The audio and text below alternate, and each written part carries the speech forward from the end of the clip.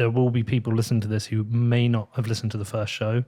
There's been a big increase of listeners over the last couple of weeks. We don't know why. I would recommend anyone listening, if you didn't listen to the first Troy show, it's probably best to go and listen to that before this. It was a few weeks ago. But if they don't, just do a very quick reminder. Okay. The quickest reminder of the model possible. Quickest as I can. Okay, first part of our show was really dismissing a bunch of FUD and where I was just playing like a lesser version of Nick Carter. And then we talked about kind of the challenge of meeting the climate targets that we've set for ourselves and what that will take. And we need to, in order to meet the targets we've set, we need to drastically and very quickly cut CO2 emissions.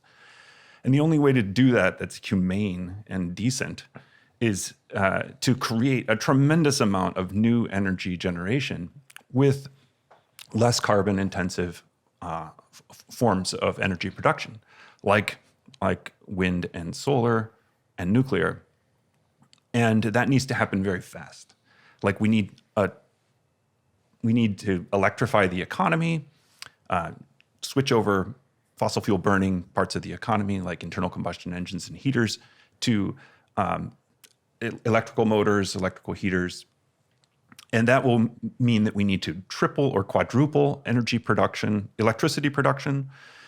And if that's done in a sustainable way, that means a tremendous build out, which requires a lot of flexible load to handle the intermittency of those sources. And Bitcoin is the best flexible load there is, Bitcoin mining. It helps to monetize that build out and get us over the hump into that renewable transition. That was one part of the show. The remainder was this summary of this paper that I wrote with Andrew Bailey, which explains how you can hold Bitcoin in a way that erases your carbon footprint.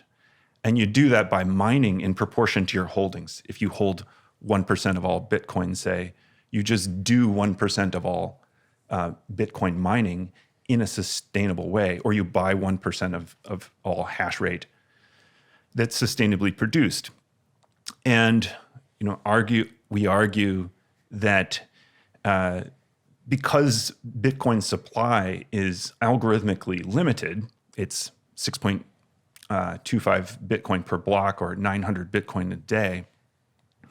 If you mine your proportion of all mining as you hold of all Bitcoin, you're literally taking Bitcoin off the table for every other miner. Like if you own 1% of Bitcoin and you do 1% of mining, you are mining 9 Bitcoin a day. That leaves 891 for the rest of all miners in the world.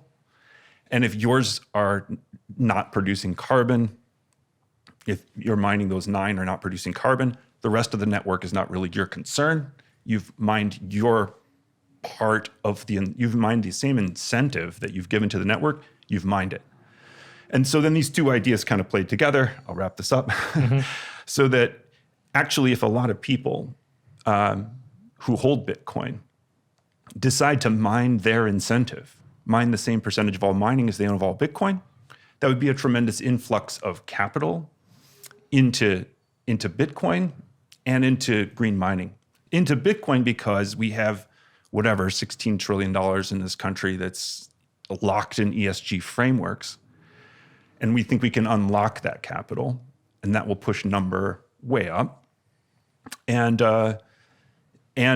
if people are buying green hash rate, that provides an incentive to do green mining, which then provides the incentive to build out renewable power. So yeah, that's how Bitcoin mining saves the environment. Yeah, it was the second part that I thought was more interesting, trying to incentivize people to actually start mining their percentage. I think that becomes a bit tricky. But if you can incentivize people who have budgets to invest into ESG projects, despite the fact there are people who hate ESG and think it's propaganda, it's not going away. If you can incentivize people to put money into these projects, you can actually bring new people into the network who also can earn Bitcoin by offsetting, which is this strange reward mechanism. That was the bit that really, when it clicked for me. Yeah, actually, that's part of why people responded to the show, is because of you. Because it's because of you. It's because, well, it was both of us, right? I have this idea that I've had for 7 months and that I couldn't communicate. Nick got it. Nick helped get it out there, but it's a hard idea actually to grasp. And a lot of people were in the same position you were listening to the show. And when the light bulb came on for you, it was just an incredible moment. And it was a moment for both of us because for me, it was like, I'm understood. And for you, it was like, I understand. It's exciting. Yeah, well, you didn't tell me the good bit when we went for dinner. I wanted that moment. Yeah. Wanted that moment of surprise.